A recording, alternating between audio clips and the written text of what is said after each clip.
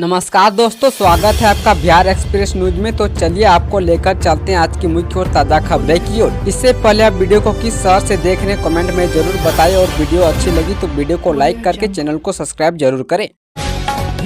बिहार में शिक्षकों को एक साथ मिलेगी 3 माह की सैलरी। दुर्गा पूजा से पहले आई गुड न्यूज। त्योहारी मौसम में बिहार शिक्षा विभाग ने पेरोल मैनेजमेंट पोर्टल से जुड़े एक बड़ी राहत दे दी है। शिक्षकों और कर्मचारियों को जुलाई से सितंबर तक वेतन पाने के लिए पोर्टल से पर्ची की जरूरत नहीं होगी। बिहार शिक्षा विभाग ने वेतन भुगतान की प्रक्रिया को आसान बना दिया है। शिक्षा विभाग के इस अहम फैसले से पटना यूनिवर्सिटी एवं Magadh university, Bihar university, Jayaprakash university, Veer Kunwar Singh university समेत कई यूनिवर्सिटी के शिक्षक और कर्मचारी को फायदा होगा।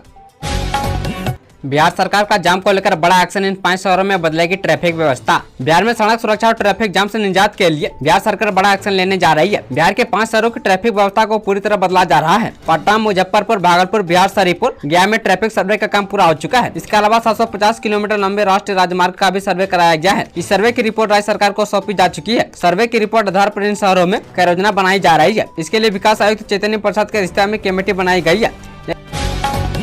इस दिन हो सकती है 17वीं बीपीएससी की परीक्षा।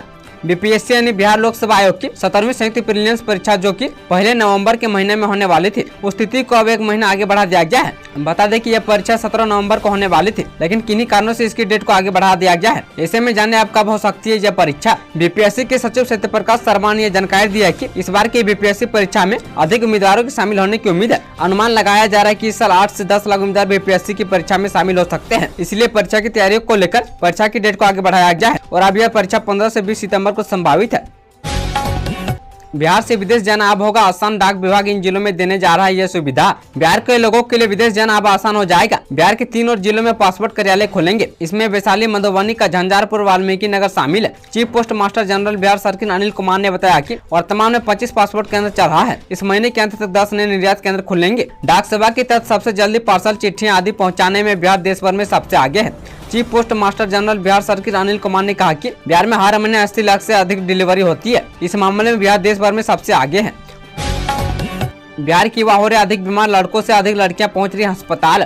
बिहार में बुजुर्ग के मुकाबले युवा अधिक बीमार हो रहे हैं। खासकर लड़कों से अधिक लड़कियां अस्पताल पहुंच रही है। इन आंकड़ों का खुलासा अगस्त में विभिन्न सरकारी अस्पतालों में इलाज के लिए आने वाले मरीजों की रिपोर्ट से हुआ है। राज्य के सरकारी अस्पतालों में पुरुषों की तुलना में औसतन 20% अधिक महिलाएं इलाज के लिए पहुंची है। यानी 1000 पुरुष तो 1208 महिलाएं इलाज के लिए अस्पताल आ रही है। खासकर युवा वर्ग में सबसे अधिक महिलाएं अस्पताल इलाज के लिए आ रही है।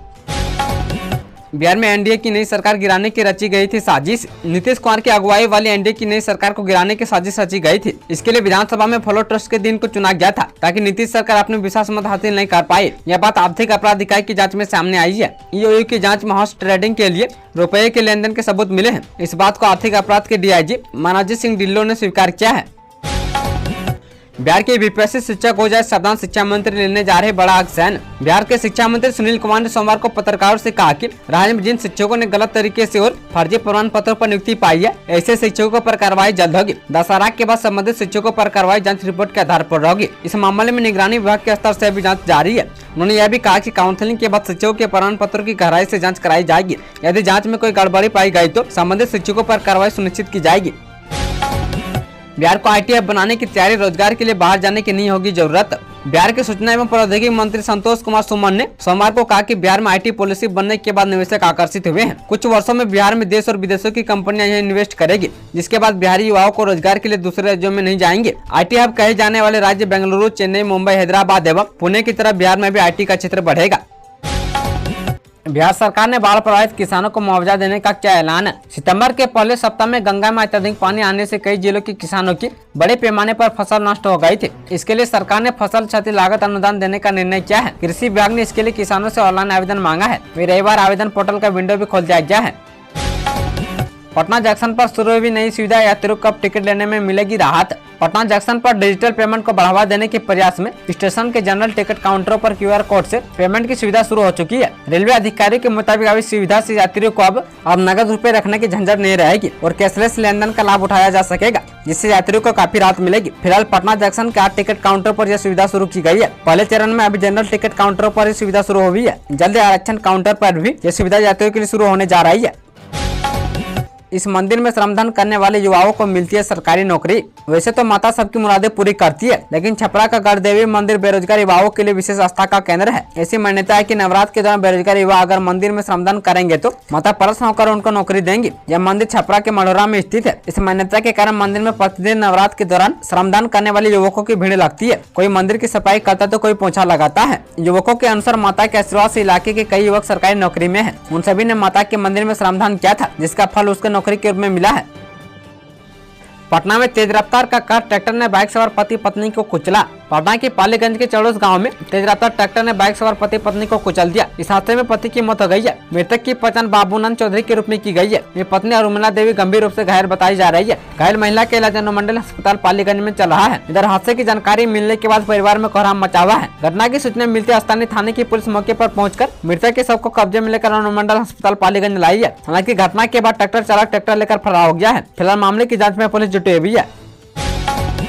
बिहार में बीपीएससी शिक्षकों को दुर्गा पूजा को उपहार ट्रांसफर पोस्टिंग पॉलिसी जारी। बिहार में तबादला पॉलिसी की राह देख रहे प्रदेश के लाखों शिक्षकों के लिए खुशखबरी है। बिहार में बीपीएससी शिक्षकों को सरकार ने दुर्गा पूजा का उपहार दिया है। लंबे इंतजार के बाद शिक्षकों की तबादला नीति को सरकार की ओर से हरी झंडी मिल गई है। शिक्षा विभाग ने ट्रांसफर पोस्टिंग पॉलिसी को जारी कर दिया है। सरकार के इस फैसले पर शिक्षकों ने खुशी जारी की है। शिक्षा मंत्री सुनील कुमार ने कहा कि इसी माह ऐप पर तबादले के लिए आवेदन दाखिल किया जा सकता है। बिहार में शिक्षकों के स्थानांतरण नीति को लेकर लगभग 3 महीने से जारी इंतजार आखिरकार खत्म हो गया है। विभाग ने सोमवार को बताया कि सरकार की ओर से तबादला नीति को मंजूरी मिली है।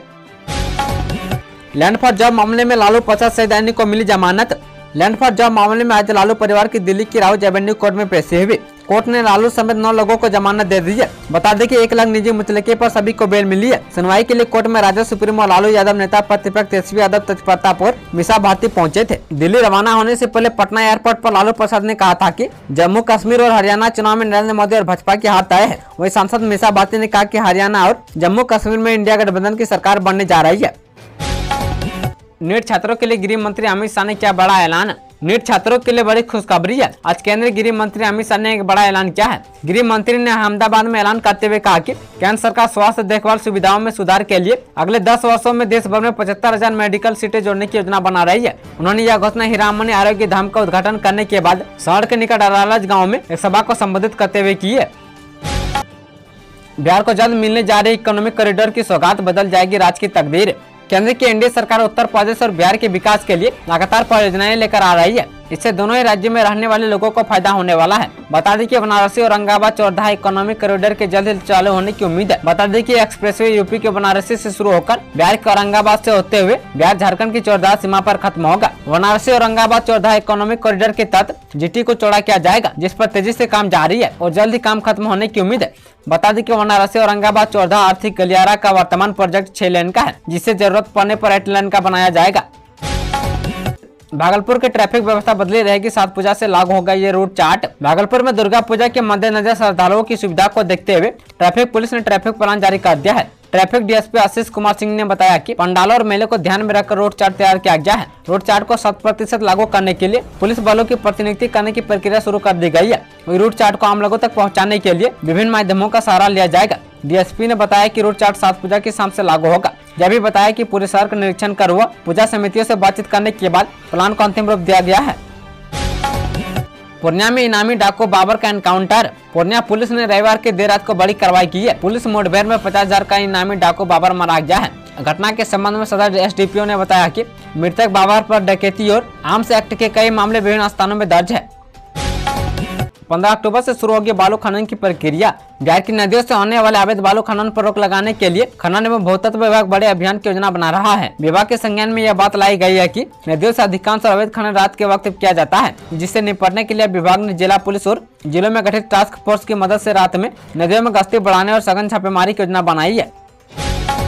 टीचरों के पास पहुंचा शिक्षा विभाग का नया ऑर्डर। प्रधानाध्यापक को मिला नया टास्क। राज्य के सभी सरकारी प्राथमिक विद्यालय में कक्षावार वर्ग शिक्षक नामित किए जाएंगे। हर कक्षा में हर माह मॉनिटर बदले जाएंगे। इसके लिए हर कक्षा का रोस्टर होगा। वहीं हर कक्षा के लिए एकेडमिक कैलेंडर होगा और रूटीन से पढ़ाई होगी। इससे संबंधित निर्देश शिक्षा विभाग द्वारा राज्य के सभी जिला शिक्षा पदाधिकारी को दिया गया है। निर्देश है कि वर्ग शिक्षा अपनी कक्षा के सभी बच्चों के अधिगम स्तर का रिकॉर्ड रखेंगे। अगर शिक्षा अवकाश में रहेंगे तो पठन पाठन के लिए उनके विकल्प की व्यवस्था प्रधानाध्यापक करेंगे। बिहार में आज मौसम रहेगा सुहाना, बारिश को लेकर IMD का यह है अपडेट। बिहार में मौसम का मिजाज बदलने वाला है। आज किसी भी जिले में बारिश और आकाश से बिजली गिरने का अलर्ट जारी नहीं किया गया है। मौसम विभाग के मुताबिक सभी जिलों में मौसम सामान्य बना रहेगा। इस दौरान प्रदेश में तापमान सामान्य से अधिक देखा जा सकता है। अधिकतम तापमान में 1 से 2 डिग्री सेल्सियस तक की बढ़ोतरी हो सकती है, जबकि न्यूनतम तापमान सामान्य बना रहेगा। जानकारी के मुताबिक प्रदेश से 11 अक्टूबर के बाद मानसून की विदाई होने की संभावना जताई जा रही है। मौसम विभाग के अनुसार उत्तर पूर्व हिस्से में साइक्लोनिक सर्कुलर बन रहा है। इसका प्रभाव इस सप्ताह बिहार में देखने को मिल सकता है। तेजस्वी यादव पर भाजपा ने लगाया गंभीर आरोप। बिहार में अब डिप्टी सीएम के सरकारी बंगले को लेकर सियासत गर्मा गई है। बीजेपी ने आरोप लगाया है कि पूर्व डिप्टी सीएम तेजस्वी यादव ने सरकारी बंगला खाली किया तो यहाँ का सामान भी साथ लेकर चलेगी। बिहार बीजेपी मीडिया प्रभारी दानिश इकबाल ने तेजस्वी यादव पर आरोप लगाते हुए कहा कि आरजेडी नेता ने जब 5 देश रत्न आवास खाली किया तो अपने साथ सरकारी आवास का बेड, AC और बेनिस तक निकाल कर ले गए। बीजेपी ने आरोप लगाया कि तेजस्वी यादव ने सरकारी आवास के जिम का सामान भी गायब कर दिया है। पटना की 30 दुर्गा पूजा पंडाल होंगे सील जाने कारण पूजा पंडालों के मानक नहीं पूरा करने वाले 30 समितियों को अग्निशमन विभाग ने चिन्हित कर लिया है। वहीं 2 दिनों में मानक पूरा करने का निर्देश दिया है। अगर मानक पूरे नहीं किए गए तो सील करने की कार्रवाई की जाएगी। विभाग खतरनाक और अति संवेदनशील पंडालों के खिलाफ कार्रवाई करने की तैयारी में है। दिवाली छठ पर फ्लाइट से बिहार आना हुआ महंगा। दशहरा और दिवाली में देश के बड़े महानगरों से पटना आने का हवाई किराया उच्च स्तर पर पहुंच गया है। वहीं दशहरा में हैदराबाद व बेंगलुरु से पटना आना सबसे अधिक महंगा हो गया है। 7 अक्टूबर को दोनों जगहों का विमान किराया 11,000 के पार पहुंच चुका है, जबकि बेंगलुरु का विमान किराया 8 अक्टूबर को भी 11,000 से ऊपर है। दिवाली के एक दिन पहले 30 अक्टूबर को पुणे से पटना आने का विमान किराया 17,000 के पार पहुंच चुका है। सभी बच्चों को देना होगा आधार कार्ड। 30 अक्टूबर तक स्कूलों को सौंपनी होगी रिपोर्ट। पटना जिले के सरकारी स्कूलों में कक्षा 1 से 12वीं में पढ़ने वाले सभी बच्चों के लिए आधार कार्ड अनिवार्य है। स्कूल के पास विद्यार्थी की स्टूडेंट डिटेल के साथ ही आधार नंबर भी रजिस्टर किया जा रहा है। जिला शिक्षा कार्यालय की ओर से बच्चों के आधार कार्ड रजिस्ट्रेशन की समीक्षा में विद्यार्थियों की संख्या के अनुसार आधार कार्ड रजिस्टर नहीं किया गया है। हमें आधार कार्ड रजिस्टर कराने की नीति काफी धीमी पाई गई है। कक्षा 1 से 12वीं में पढ़ने वाले 7% बच्चों का आधार कार्ड रजिस्टर कराने के लिए जिला शिक्षा कार्यालय की ओर से नई रणनीति के तहत कार्य किया जाएगा। इसके तहत अब कक्षावार बच्चों का आधार कार्ड रजिस्टर किया जाएगा। इसके लिए सभी प्रखंड पदाधिकारी को कक्षावार स्कूलों से रिपोर्ट तैयार करने की जिम्मेदारी दी गई है। वहीं 30 अक्टूबर तक सभी स्कूलों के प्रधानाध्यापक को शिक्षा विभाग के UDAS पोर्टल पर बच्चों का डिटेल अपडेट करना होगा।